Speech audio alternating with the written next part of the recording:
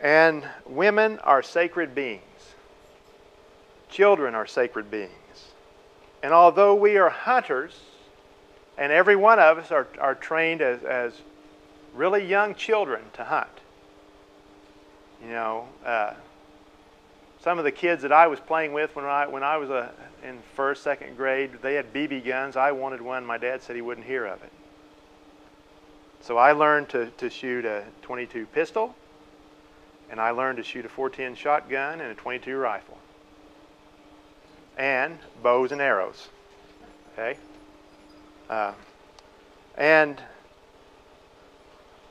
although we are hunters, we do not hunt for sport only. Sport only for food and necessity. So, you know, when all the fuss was going on about, you know, the year 2000, you know, I told my wife, I'm not worried about it. I don't care if the grocery store is closed. I don't care if the banks fail. Where we lived at the time, we had a 1-acre garden. And I told her, I said, I know where every deer and rabbit is in these woods. I know everything that I can eat in the woods, so we will not go hungry. Don't worry about it. Well, what will you hunt with? Because she won't allow a gun. I said, don't need a gun. There's other ways to do it. Don't need that. In fact, oftentimes whenever we do hunt and we take the life of another living thing, that's a very serious undertaking. Many hunters will kneel and apologize and ask the spirit of the animal that's taken in hunting to forgive the hunter for doing it. That's how serious we feel about that. The Dreamcatcher. You've all seen Dreamcatchers? Well, this is an authentic one. This was made by a Lakota friend of mine.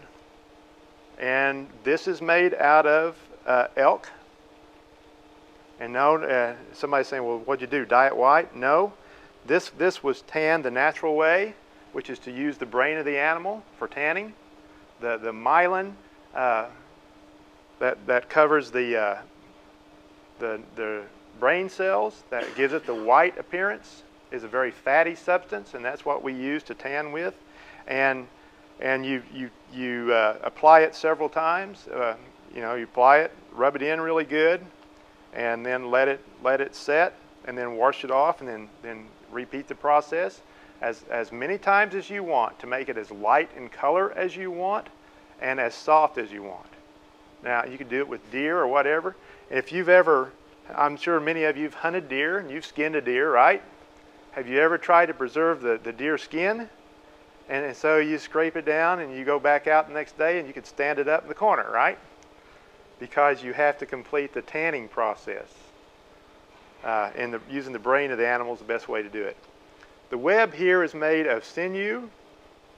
It looks like fishing line, monofilament fishing line. By the way, the origin of monofilament fishing line was a replacement for the fishing line that the Indians made out of sinew, which is a muscle tendon that is combed, kind of like they used to comb flax, you know, and to make cloth. That's what we made it out of. And so the Dreamcatcher is a sacred symbol. The hoop reminds us that this is a circle of life. It's a circle of life. And that the hoop is continuous because life is continuous. And we begin as spirit beings in heaven, and after this life is over with on earth, we return as spirit beings to heaven once again. If we've led a pretty decent life and treated people with generosity and the values of the people. And the web of life. This web is one continuous strand, and that's how you make it too. You start at one place here and you begin to make loops, and then you go inside those loops and inside those loops and keep going around until you get to the center and pull it tight. So, what that reminds us of, that this is the web of life. The web of life is continuous. We did not weave the web of life. We are each merely a strand in it. So the knots represent individuals, persons. And what do you think would, I'll ask these children here, what do you think would happen if I would clip any one of these knots? What would happen? What? Well, yeah, but what would happen to this string if I clip? You're right. It would all unravel because we're all connected. All human beings are connected, ultimately anyway. And so whatever affects one affects others. So if it doesn't matter which one of these knots we would clip, the whole thing would unravel. Because when something happens, something bad happens to one person, then it affects all people. That's a major part of our belief system. Kokumthana, that's the word for creator, made the earth. The earth is our mother. You've heard the term Mother Earth. Even Francis of Assisi referred to the earth as Mother Earth. The earth nurtures and provides for us, just like our mothers. That's why we call the earth Mother Earth. And the earth provides all that we need to live and exist. And so the Great Spirit expects us to care for the earth in the same way that we care for and respect our mothers. And we are all grandchildren of the Creator, so we often address our Creator in prayer as grandfather. As grandfather, Great Spirit. And grandparents. How many of you are grandparents? All right. Well, you have a very important job to do. Okay? Grandparents are extremely important to Shawnee people. Because it is from our grandparents that we get all of our wisdom. Without wisdom, life would be a disaster. And our parents see to it that children, youth, and young adults even spend a great deal of time with their grandparents. And I've always spent a great deal of time with both of my grandmothers and both of my grandfathers. And on my mother's side, my mother is German. And my father's side, Shawnee. And so I spent equal time with both grandfathers and both grandmothers. The grandmothers teach both boys and girls about relationships. So when you have, growing up having my girl problems, who did I talk to? My grandmothers. My grandmothers. As a young adult, having those kind of issues, I go talk to my grandmothers. And one of my grandmothers, both were devout Christians. One of them told me one time, she said, "I think you just need to go get drunk." I said, "Well, I'll drive home first." And grandfathers teach both boys and girls, about living life. Wisdom also comes from the four winds. Each individual has a sacred animal. Mine is the eagle. Now, and I know one time we had taken a trip to the Dakotas, and a mission trip, and one of the people on the mission trip, whose family are farmers, took a large soil sample, and the second day, while we're coming on our way home from there, she started having nightmares and feeling really bad about taking that soil. And so, she was one of my wife's parishioners, and she told her, "Well, you better go talk to John. This is beyond me."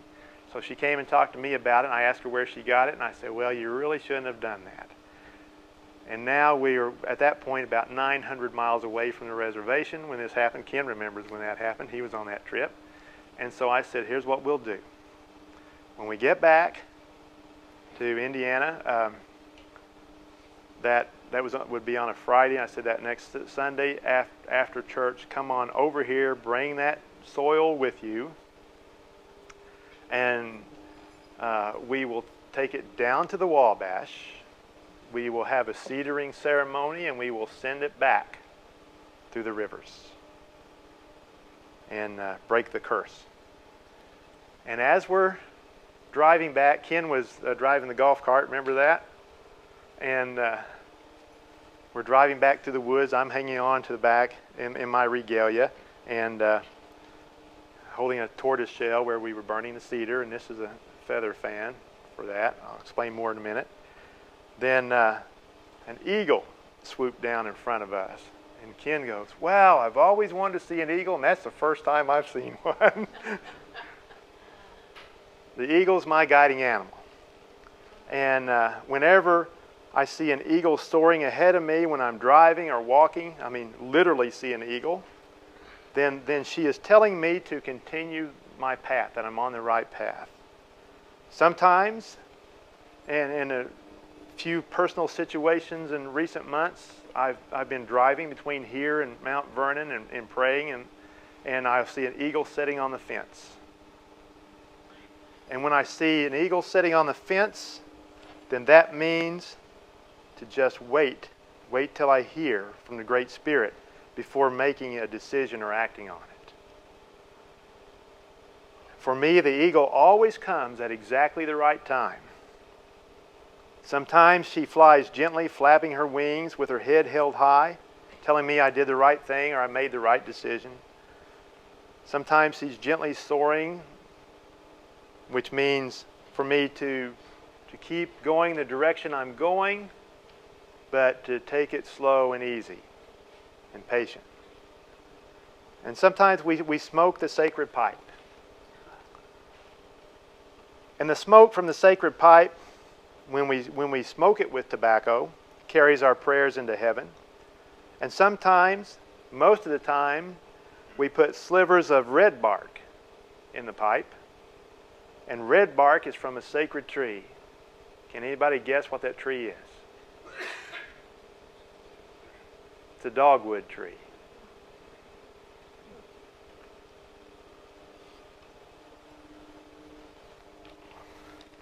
How many of you have heard the saying, everything happens for a reason? I'm going to tell you about the origin of that saying. It's this word here in Shawnee. Everything happens for a reason, katet. And, you know, trying to translate word for word into English, the closest word I can come up with is fate. Fate. Because the Shawnee language is a syllabic language. It's a very ancient, old language, which means words or word concepts are formed by putting syllables together. And I'll give you an example. I got a little handout for everybody.